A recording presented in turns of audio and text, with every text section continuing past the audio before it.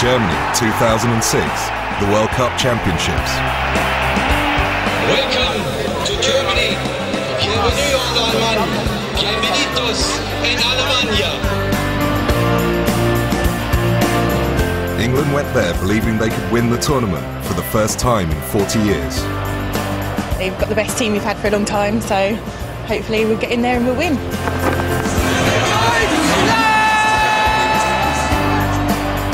For Germany, it was the greatest event since the East and West were unified. It also presented an opportunity to bury still raw memories of her Nazi past.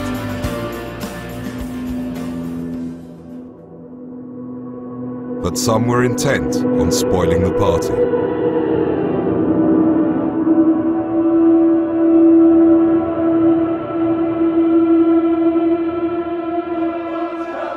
And when Germany was chose to host the World Cup, it gave everyone a massive boost. Everybody wants to go there. Let's go and win the bastard thing on German soil, and if anything comes in our way in the meantime, go through it.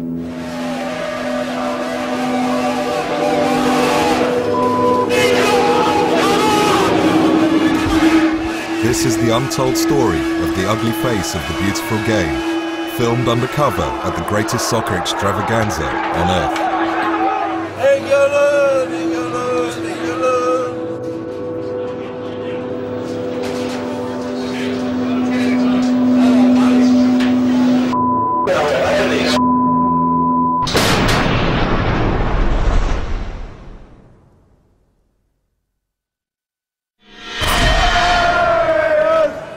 England's World Cup journey began in Frankfurt, where the fans were feted as the best in the world for being loud, proud and passionate. It's good atmosphere. Good atmosphere. It's all good fun. So everybody's getting away with everybody else. So absolutely brilliant time. Fantastic. The best time. ever. Best crack ever. But England hadn't even kicked a ball before there was trouble. An ugly confrontation with German supporters in the city's main square.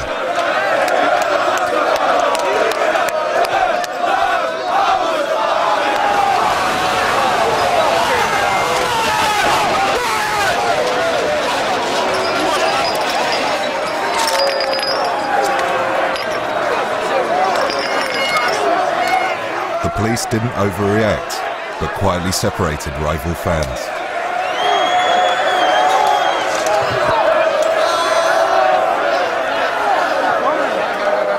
Look over there. These are the English, always making trouble. Always, always.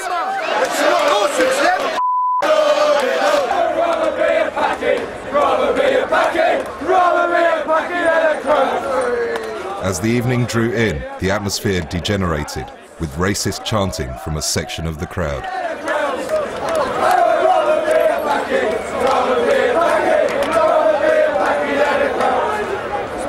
That night, they picked an Irish pub to mob up. It was now English turf, territory to be defended, and foreigners were not welcome.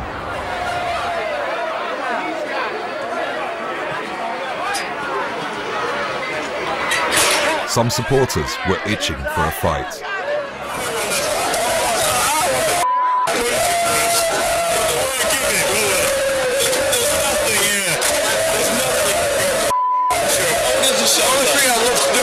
Slice of Muslims head off. There were no foreign hooligans to fight, or so it seemed, so the English turned on themselves. Following your country abroad provides an opportunity for rival fans to settle old scores. This Leeds United fan had been glassed in the face by a supporter of Lincoln City.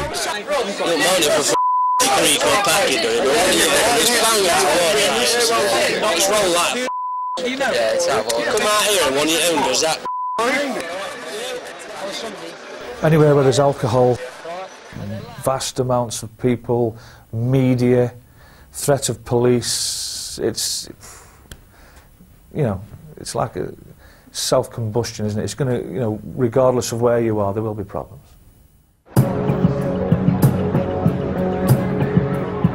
And the problems were not long in coming. By 1 o'clock in the morning, the number of fans on the streets had dwindled.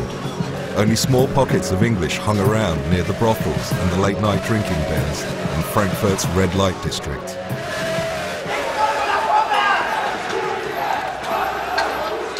German hooligans had been biding their time. Now they made their move.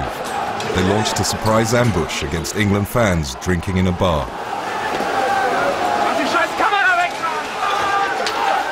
The English retaliated in an explosion of violence.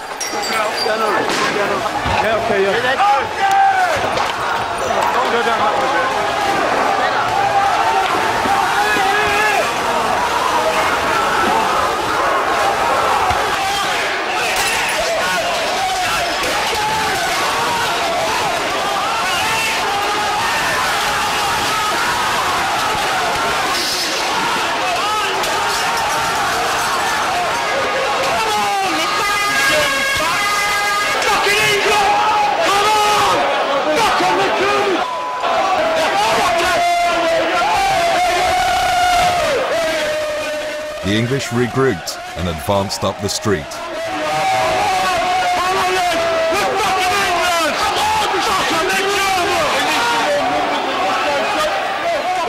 Our cameraman, filming openly, was assaulted from behind.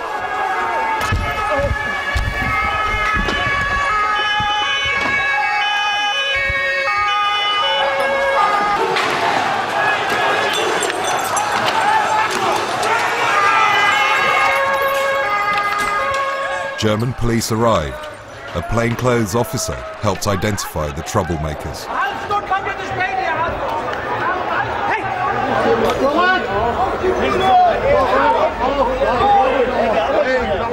Looking on were a gang of Hell's Angels who run security in the red light district. When police tried to move them on, they took exception.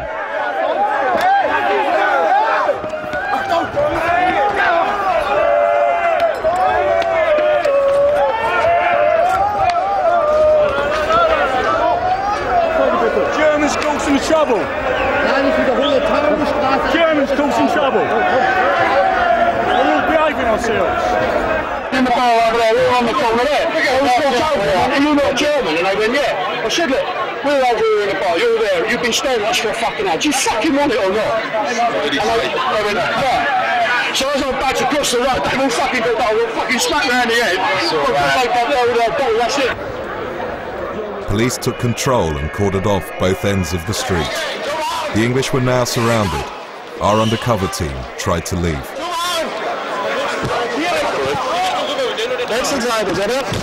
What do you want us to do? Just go this way. But nobody was going anywhere.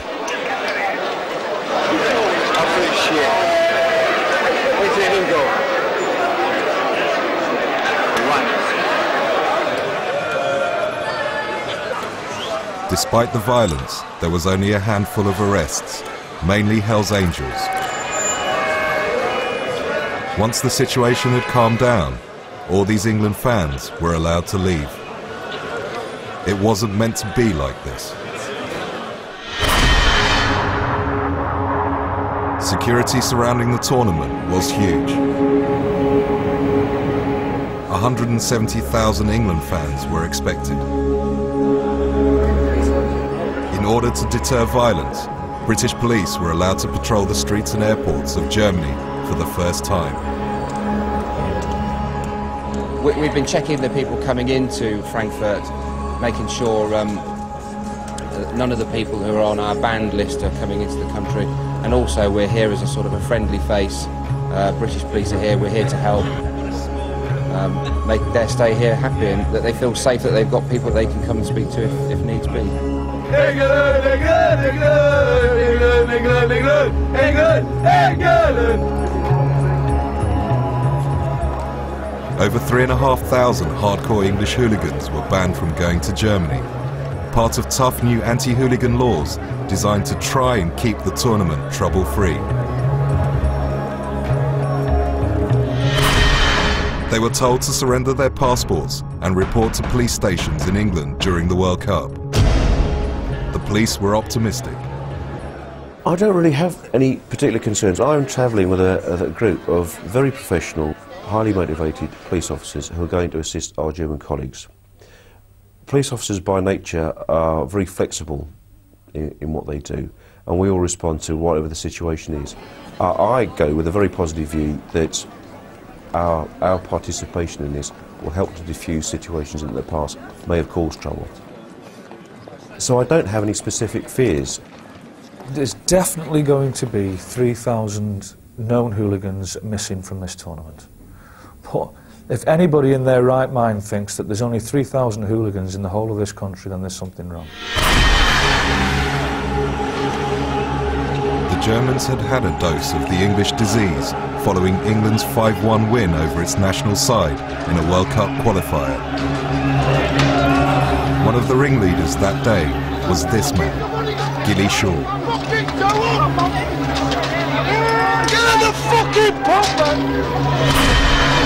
And 5 years on, he'd slipped into Frankfurt for the World Cup finals. More trouble. English hooligans on the rampage in Albufeira, Portugal, during the European Championships 2 years ago.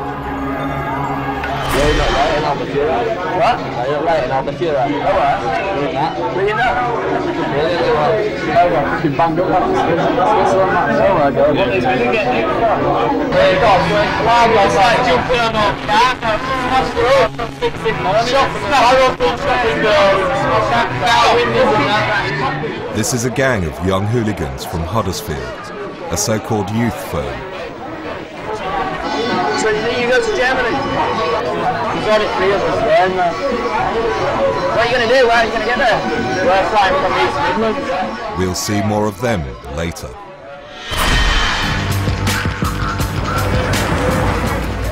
It's after dark when most of the trouble started. Back in Frankfurt, plainclothes English and German police acted as spotters. They watched the mob and identified troublemakers. And they recommended tactics to prevent violence.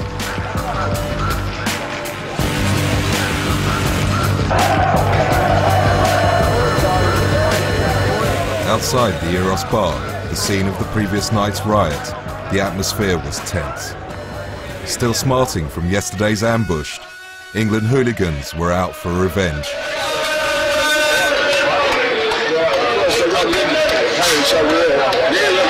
Shop down there, it's 25 cents, 25 euros, but fuck that, someone in fucking question out of his crap.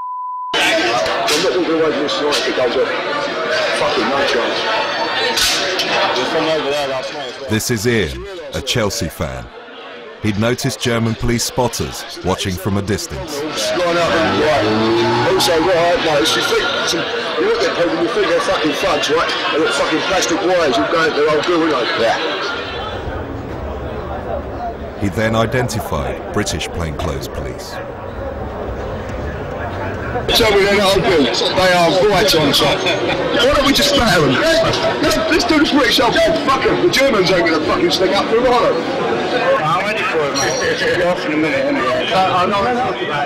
It's clear that police attempts to keep troublemakers out of Germany had not been totally successful. This is a Peterborough United supporter. From Luton, I've been on a banner a few years ago. I thought, no way I'm going to get in if they take me, but I fuck all. I was shitting myself 2 days, and there was fuck all people there. I'm in now, so fuck it.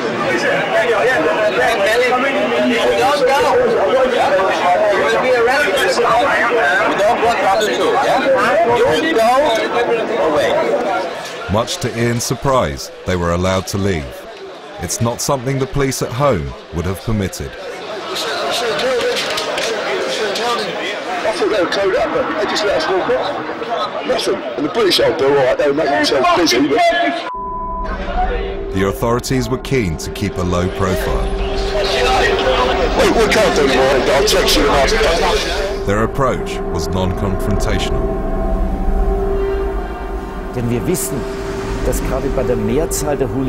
We know that in the case of most hooligans, aggressive behavior on our part would be more likely to incite them to violence. The reason? That the typical hooligan wants to test his strength in an unacceptable manner. He wants to beat up his opponent, even though he knows that the other guy will probably fight back. If our police give the impression of being ready to go into battle, that will inflame the hooligans' emotions so that they reach an even higher pitch. So in other words, from the point of view of deployment tactics, it's better to say that we want our policemen to come across as friendly.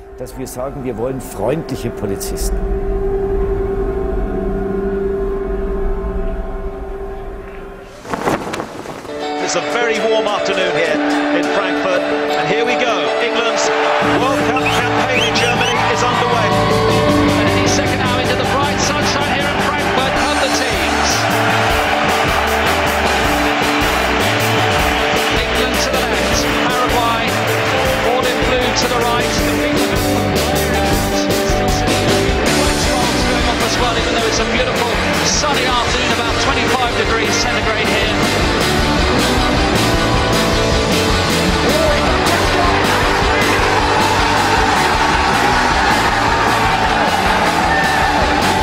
Closing in, Owen.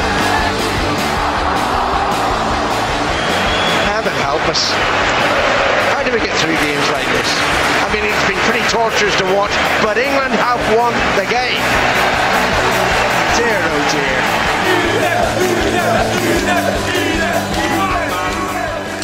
Ordinary English fans despair at our reputation for hooliganism. But other European countries also have violent supporters.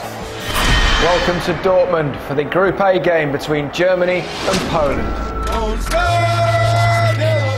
Germany and Poland are arch rivals, with the animosity between their supporters born out of events that occurred more than 60 years ago. Poland was crushed and then brutally occupied by the Germans in World War II. Its Jewish population deported and murdered in the Nazi concentration camps.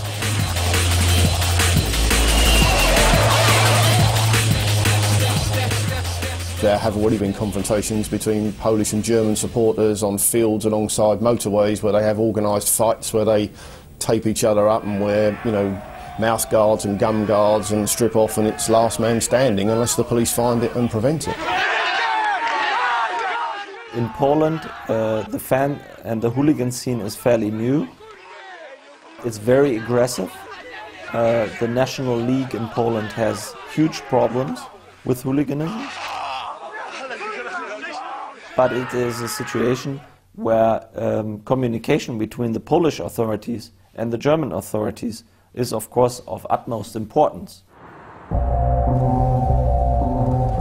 3 miles of red carpet was laid down to direct fans from the station straight to the stadium. With a hooligan fringe of their own, the Germans understood the importance of proper match day organisation.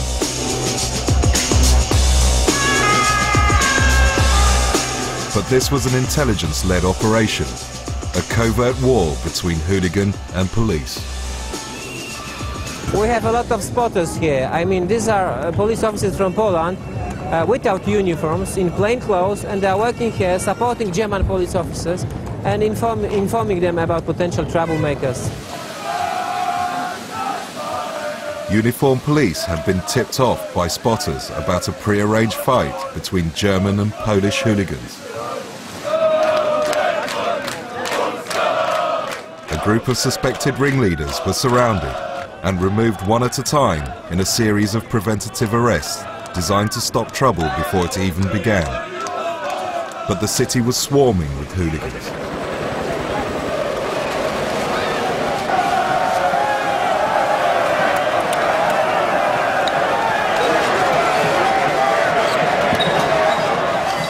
Undercover officers battled with fans.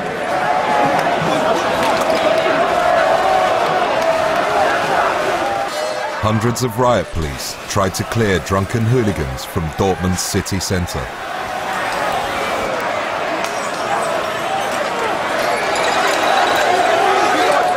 Police had separated rival fans, so German hooligans attacked the riot squad instead.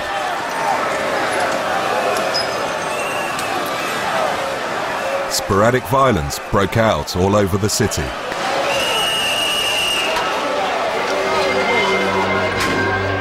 The Bavarian Riot Squad, the country's elite public order unit, dealt with the unrest. The police arrested almost 430 in Dortmund. The German authorities seemed satisfied that up till now they'd been capable of handling trouble. But worse was to come later on in the tournament, when they faced the English. Germany 1,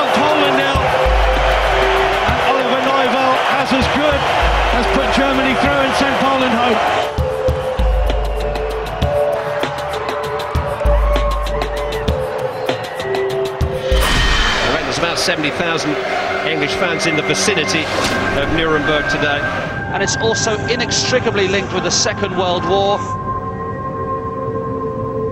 If there's one place in Germany most associated with the evils of Nazism, it's Nuremberg.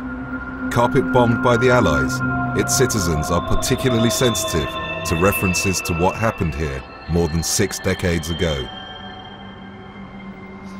A group of England fans visited a museum built next to a giant arena in which Hitler held mass rallies. It was the seat of his power and a monument to the Third Reich. You can see here a map with all the relics which the Nazis constructed, and they intended to construct architecture for world power. The surprise element was the reality part of it, really, the fact that we, you know, because of where we live, we're sort of distant from these things, but when you actually hear in the sort of heart of the sort of Nazi empire, if you like, and then see all the documentation and realised it started here and it happened here, I think that's a little bit chilling, yeah. It's quite humbling. It's one of those places where you ever walk around and you think there's a lot more to life. You know, I've got family that have been in the war, and it's good to come and see the other side, what it was all about.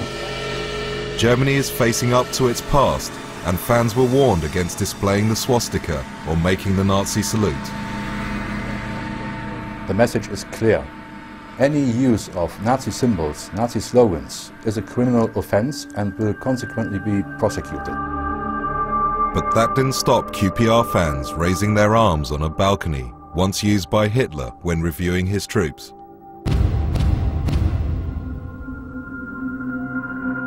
On the streets of Frankfurt, there were similar gestures.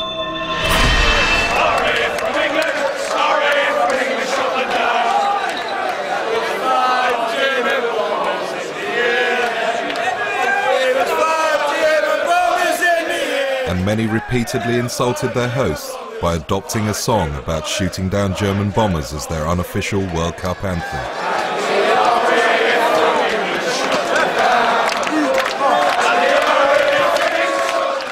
Such jibes are almost unknown and unusual in Germany. They are considered as a lack of respect for the victims of the war and the Nazi regime. It's been bred into us from a very young age to dislike Germans because of the war. My grandfather was a wing commander in the First World War, and now whereas he had a lot of good words to say about other foreign countries, he used to call the German bastards. He mentioned the Germans, the word bastards would follow it.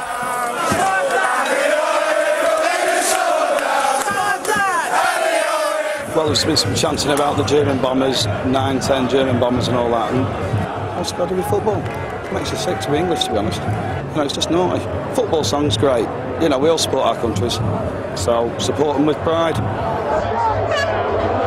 If it makes England sound loud and proud, then I suppose that's their ethos behind it, but as far as, you know, 99% of the English fans that are out here have walked away from that pretty much instantaneously, which is something that we never get credited for.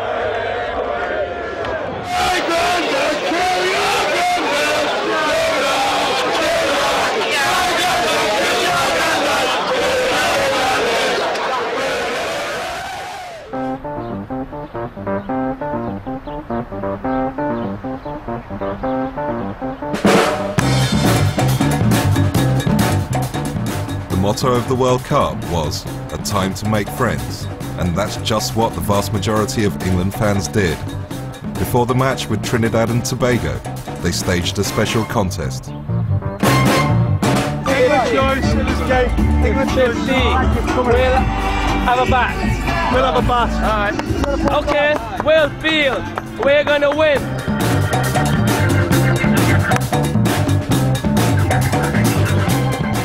Trinidadians, but that's the collective term for people from Trinidad and Tobago.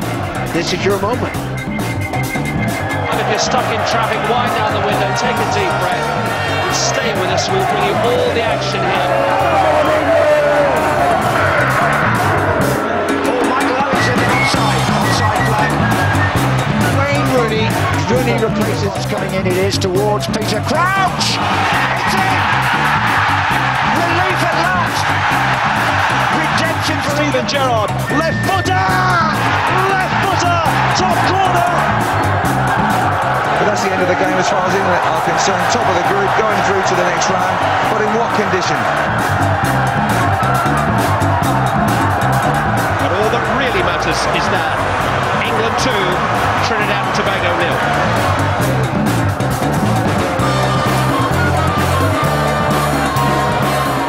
England have got out of jail.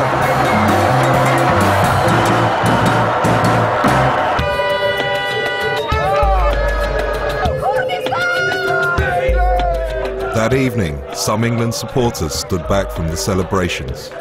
They'd found a place to drink, and their chants were about belittling other countries. Brazilians were also in Nuremberg, following a win over Croatia. But when they tried to join the fun, they were roundly abused.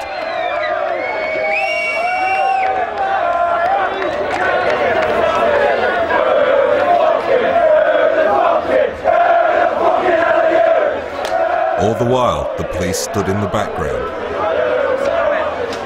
The majority of hardcore English hooligans may have been prevented from reaching Germany. The banning orders saw to that. But they were replaced by something else. Lager lads. I think when the tournament started, the group of people I was most interested in was the lads, who were out for a party time, but if some trouble happens, they'll be right in the middle of it. And I think that's what we've seen through the championship. We've seen that group constantly in the thick of things, and they've just been totally antisocial and loutish.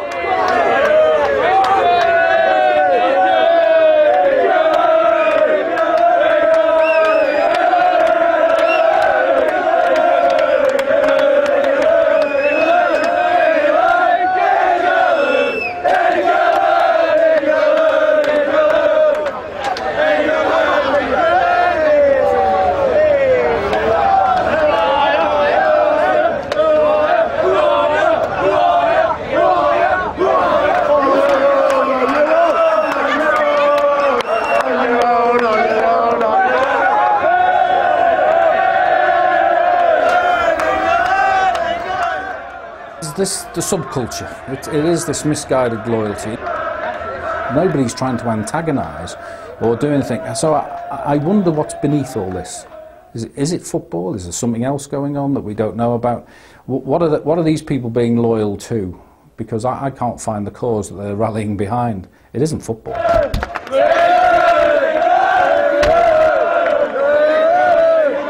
Their behaviour was not dissimilar from anything witnessed in our town centres at the weekend.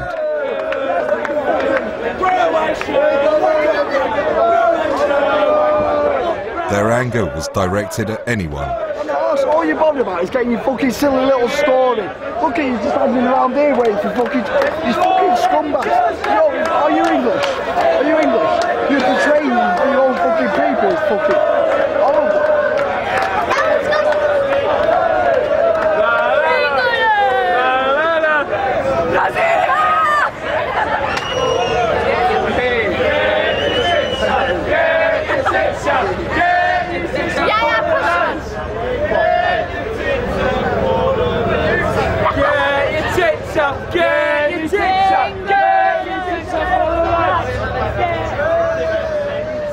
Conflict's ingrained in human nature. You know, if we stripped ourselves down and took all our nice computers away and our nice cars and our comfy chairs and put us all together as we were thousands of years ago, what's the first thing we're going to do? Fight over that stick because we can make a fire with that. We're animals. Welcoming you to the capital of the Rhineland and to Germany's fourth largest city. It should be an English-type atmosphere this evening. Halfway through the tournament, and England's travelling roadshow moved to Cologne.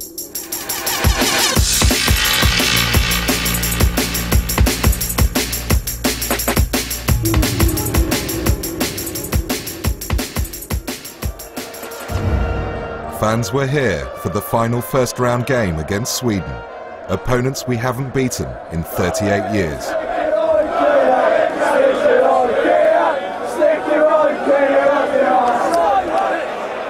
In amongst the crowd were hooligan gangs from across England. Gangs from the lower divisions of English football are always well represented when the national side plays abroad. These smaller clubs come from like little towns, little cities, where they've had no opportunity to mix it with the big boys. Your Burnleys, your Carlisles, your Huddersfields. Teams like that which never get the opportunity to watch their club side in Europe. Drunken England fans overran the statues in Cologne's historic square. German police didn't want to inflame the situation, which some considered a mistake. If I was police commander back in the UK, I think I would have wanted my officers to, well, I would have instructed my officers to take some action against some individuals. The very difficult balance between being over-tolerant and not trying to instigate some kind of trouble. An England fan injured himself falling from a statue. Medics tried to help, but were hampered by the crowd. The lad's fallen from up here.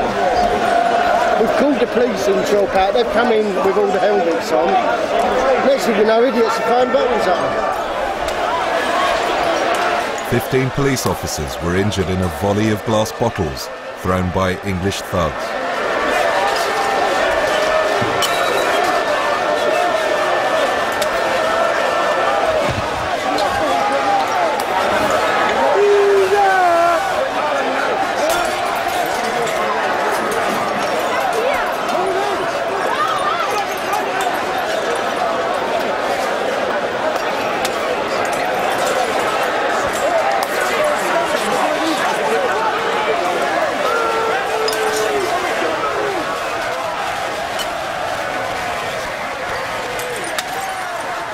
In the middle of the mob, English hooligans gained strength in numbers and urged each other on, surging forward, determined to cause a riot.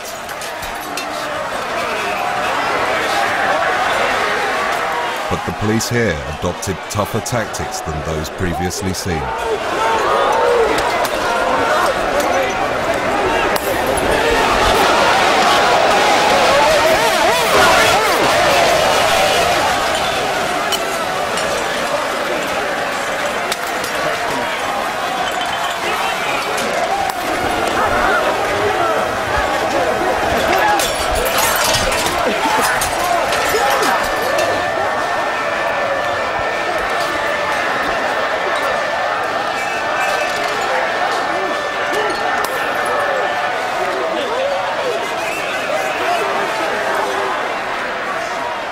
This is my first day here because I've come over, first time watching England away because of how good the fans have been. So I'm pissed off. Totally pissed off.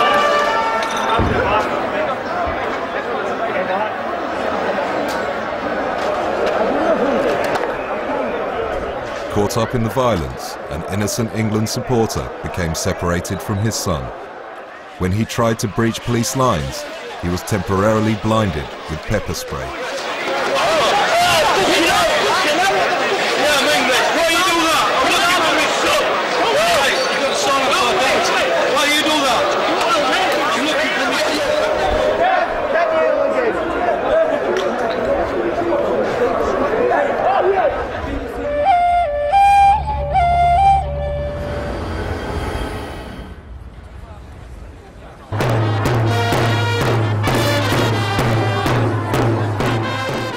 At a local school on the eve of the game, the official England Supporters Club entertained students with a few football songs. Visits like this helped to build bridges. Youngsters learned not all England fans were hooligans.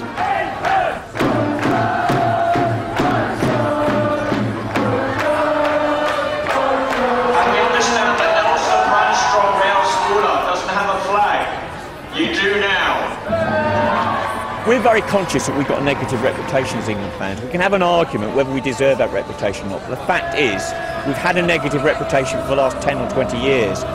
By doing efforts like this, we begin to turn those negatives into positives. Organisers had put a lot of work into this and were dismayed by the previous night's violence.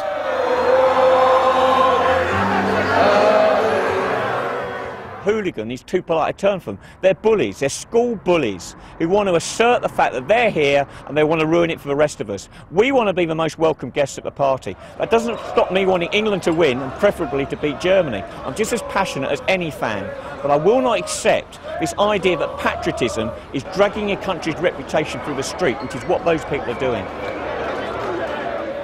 Back on the streets of Cologne, and it was match day. There was a huge influx of England fans, and the mayor had a warning. We don't want to have people who come with no friendly manner, with violence, with attacks, and with fighting ideas. That is not what we want to have in the city. If there are young people or elder people who do not behave as we want and as it is good for football, they have to be punished, of course. And he was true to his word. When 45 known German hooligans were spotted in the city, they were immediately arrested. But there were many more who'd managed to evade the police, and they'd come to fight the English.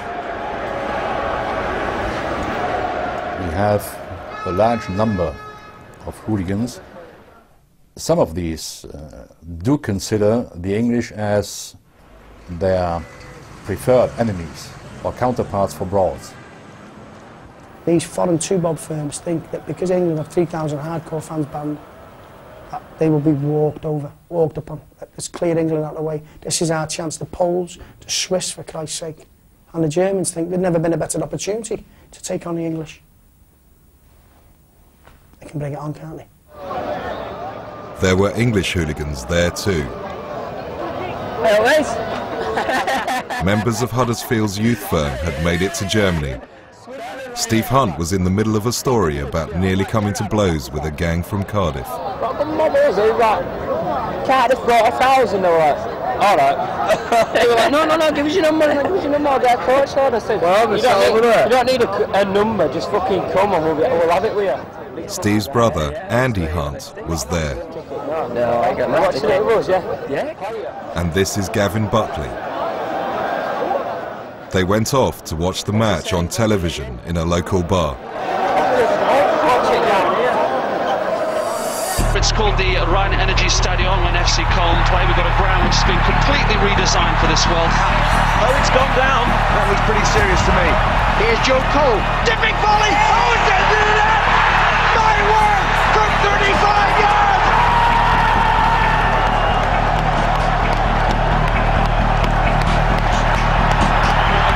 To Sweden! It's there! Frank Lampard! Oh, the fans singing a bit too soon. Oh, what a tangle! And it's in! It's gone in! It's 2-2! And haven't done enough to have won the match today. You know, there's obviously worrying signs for the future. After the final whistle, violence broke out in the city. An England fan threw the first punch.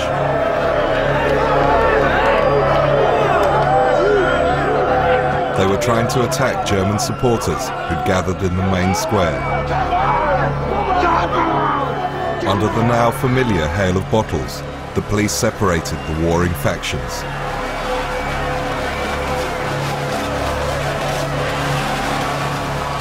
Huddersfield's youth firm were on the front line.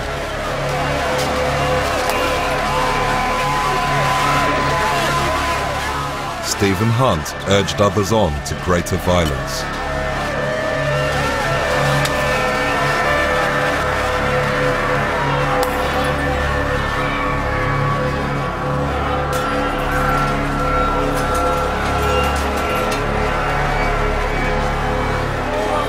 Huddersfield was still at the forefront of the trouble.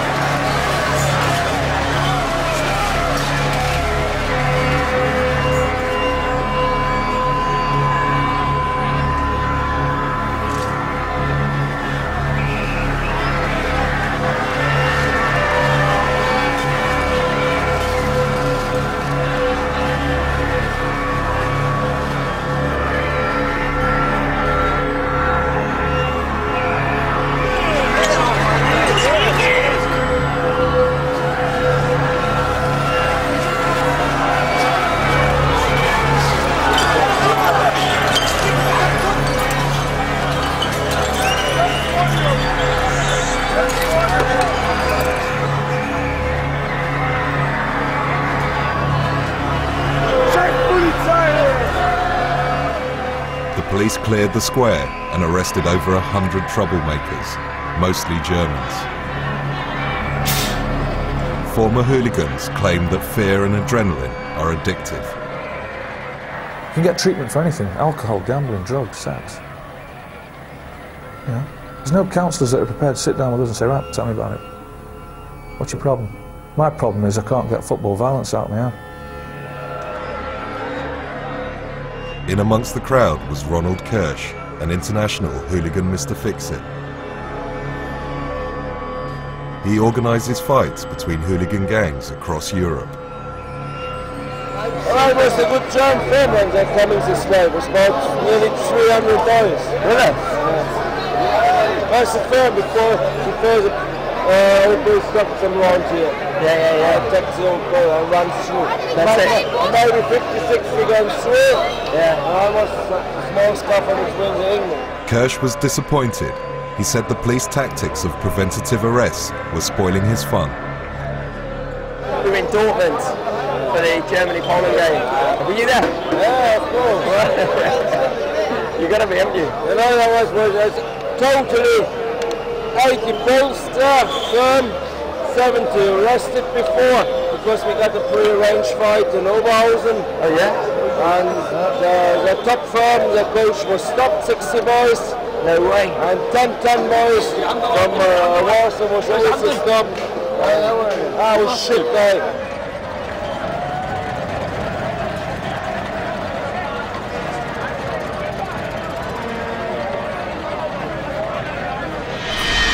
Customary wobbles along the way, but England made it through to the knockout stage. Well, when is this English team going to get a grip on this World Cup? England's penultimate game was in Stuttgart in southwest Germany. This was to be the scene of the worst outbreak of hooliganism in the whole World Cup.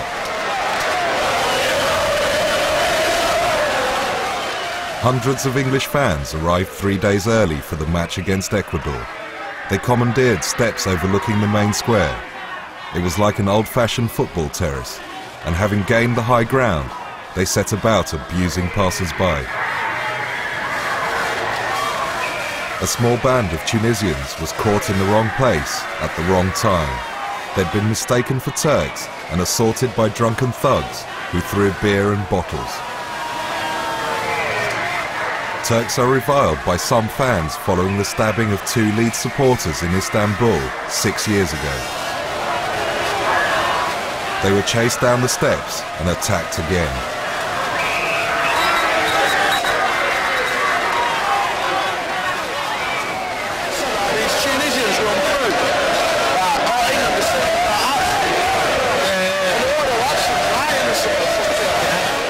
The police decided to crack down. Over 130 English fans were surrounded.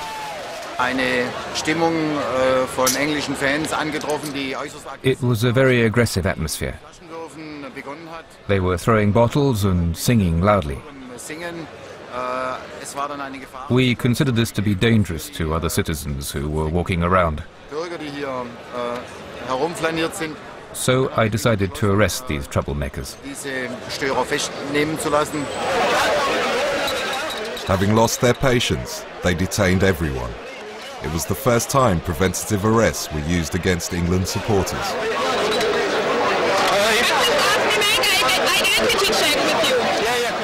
Our undercover team was caught in the middle and were among the first to be detained. It was a long walk to the waiting police van.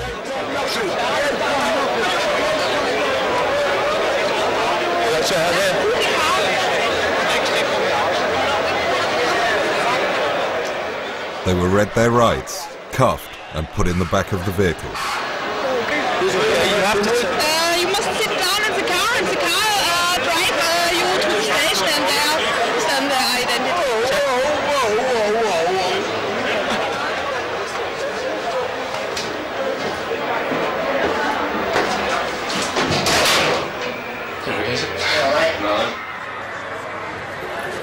Back, please. A Millwall supporter was about to join them.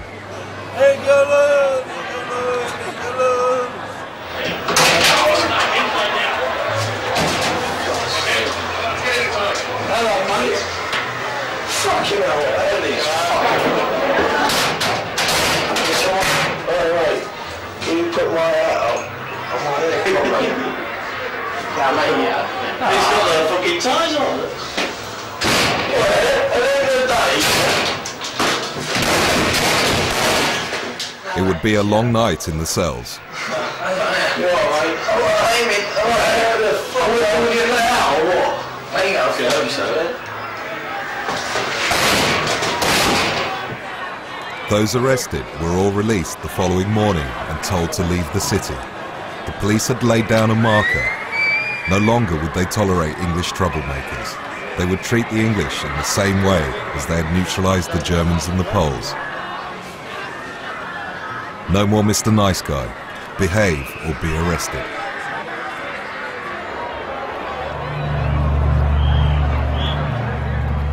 While England fans were in Stuttgart to see their team play Ecuador in the knockout stage of the tournament, German interest centred on their match with Sweden. A vast crowd gathered to watch the game on giant screens in the city centre.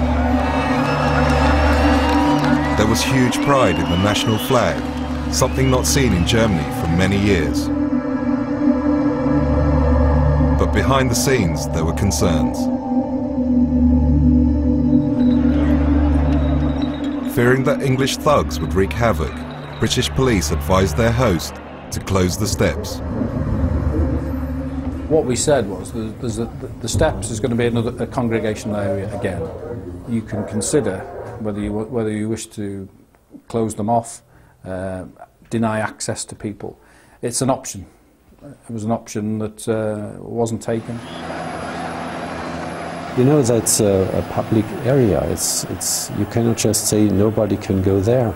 We are living in an open society, in an international community, so we do not want to close everything. Germany won 2-1, much to the disappointment of the English contingent who'd wanted the host nation to lose. They'd reclaim the steps, as predicted. When thousands of German supporters began filing back into town, they subjected them to a torrent of abuse.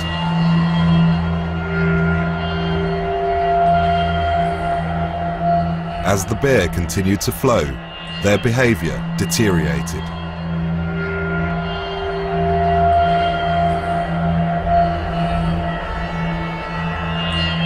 In an act of provocation, this man spat on the German flag.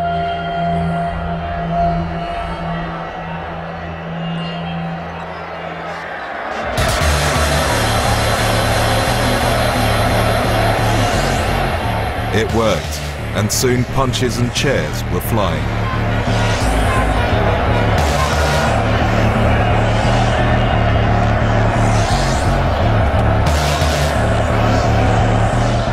The situation developed into a standoff between the two sets of supporters.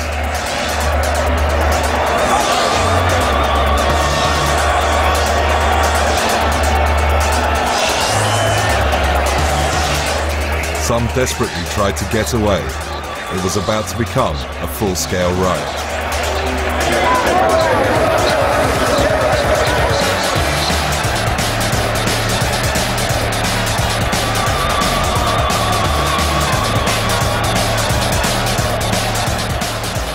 Belatedly, the police moved in and lashed out at anyone within range.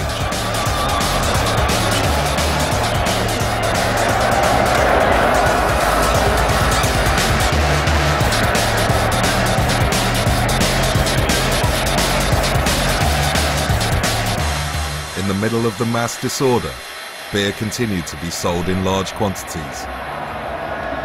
There were bars that I would have shut, but just round the corner you've got street sellers selling bottles of beer anyway. In Stuttgart, on average, they drank 17 litres of beer each. Riot police restored order with pepper spray and batons.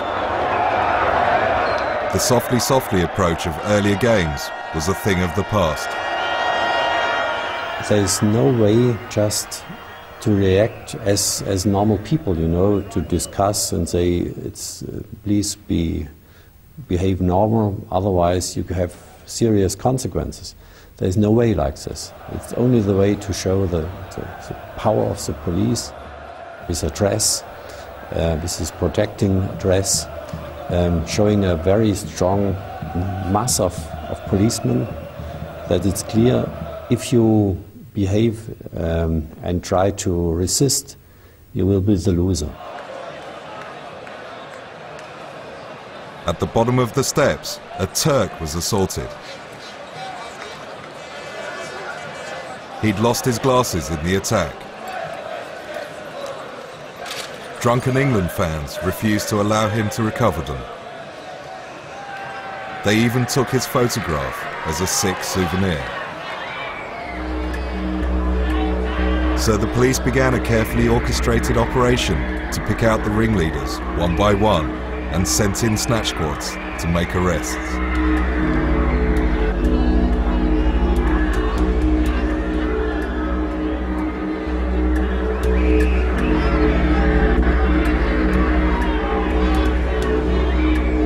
Dozens were led away, some so drunk they could hardly stand.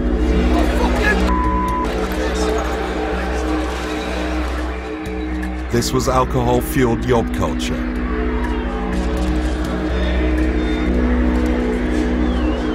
There may have been fewer hardcore hooligans, but the presence of so many drunken thugs was worrying to the British police. We've made huge steps in controlling organised violence. That side of things in general has been a success. I think the next step is the antisocial louts that refuse to take any cognizance of any authority, laws, regulations, drink to excess. Generally people you wouldn't want to live next door to.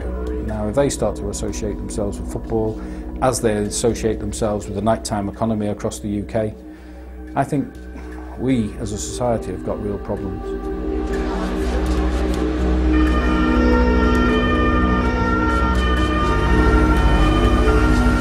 Nearly 400 England fans were taken into custody. Just a few days earlier, the Germans had been honouring them as the best in the world, but their love affair with the England's World Cup entourage was over.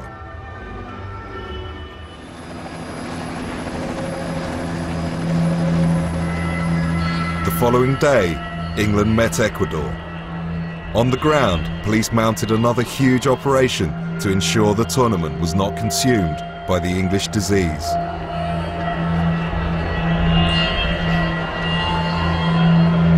It really is a sweltering day in Stuttgart. It's about Rooney's fitness, it's about the formation that England are playing, and substitutions and the use of them.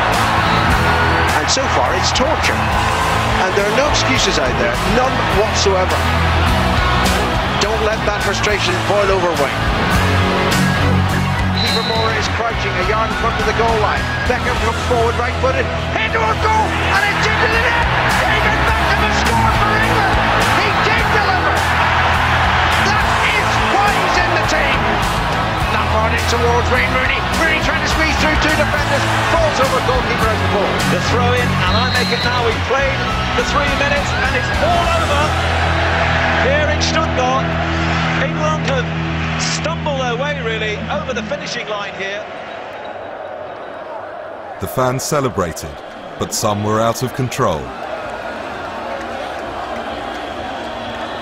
It was a culture of excess, taken beyond the level of acceptable behaviour. On the steps were Andy Hunt and Gavin Buckley of Huddersfield's youth firm. They were revelling in a close encounter they'd had with the police. No built charged this. Oh shit. So I set off running. Mate, and they were to right and he set off running. We ran to a lot of fucking chairs. We couldn't get through when they were tipping over. Fucking I got whacked in the back there. Fucking mate, Andy got yeah, that's it. Mate, Andy got whacked in his hand. Yeah, it's all fucking emergency surgery.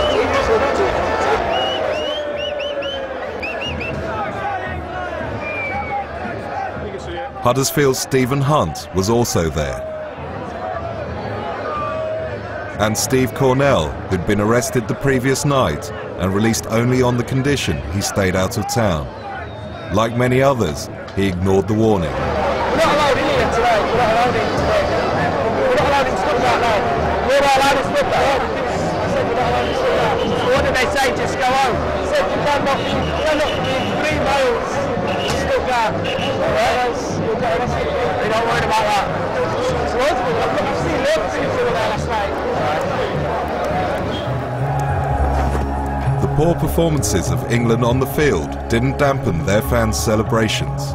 Only the Portuguese now stood in the way of the team reaching the last 4. Will this compact arena in Gelsenkirchen be remembered as a gateway to the semi-final? Or as England prepare now to come out, will it be a backdoor to World Cup oblivion? There were scenes that you wish England were not associated with. And the looks on some people's faces, evil, hatred, and really the moral leadership of some of the parents that I saw here was hugely disappointing. Not many chances, not many opportunities, and it's pretty tense and pretty nervy. Probably the most disappointing thing I've seen at this championship was a young boy of about 8 years of age singing 10 German bombers. Where do we go from here with people like that? The referee has gone to his pocket. It's red! He sent Rooney off! To stamp down hooligans once and for all, you'd have to get every male between the age of 14 and 40 and chop their arms and legs off. The whistle has gone at the end of extra time. The World Cup quarter-final, in which England have played with 10 men since the 62nd minute, has gone to penalties. The England team suffered from poor management. The same can be said of the Hooligans. They didn't have effective leadership, which was good. And I think the challenge to us now is to make sure that if any potential leaders try and put their heads above the parapet, that we're on top of them and make sure they don't succeed.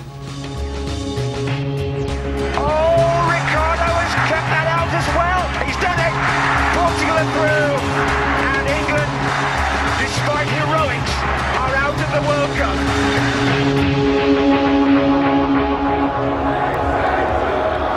The vast majority of England fans behaved impeccably. Police tactics and banning orders seemed to work.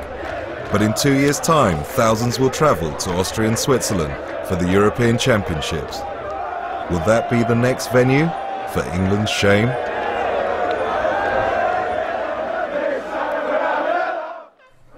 Investigating allegations that water companies put profits before customers, Panorama asks, whose water is it anyway? Sunday at 10:15 here on BBC One.